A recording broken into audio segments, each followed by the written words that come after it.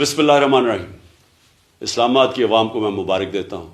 عدالت کے ذریعے ان کو ایک ایسا فیصلہ ملا ہے کہ وہ اب اپنے ووٹ کے ذریعے اپنی لوکل گورنمنٹ کو منتخب کر سکیں گے۔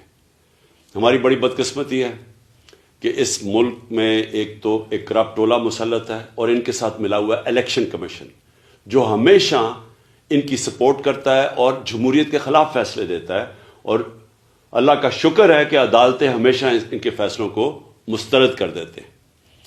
یہ جو کرپٹ ٹولہ ہے یہ عوام سے ڈرتا ہے، یہ الیکشن سے بھاگتا ہے۔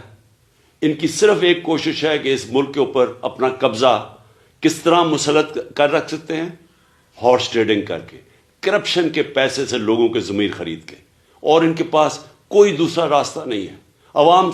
عوام ان کو ریجیکٹ کر بیٹھی ہے۔ میں اسلام آباد کے لوگوں کو خاص طور پہ آج تاکید کرتا ہوں کہ آپ نے بھرپور طریقے سے کل کے الیکشن میں شرکت کرنی ہے، اور مجھے امید ہے انشاءاللہ کہ آپ اس کرپٹ ٹولے کو شکست دیں گے۔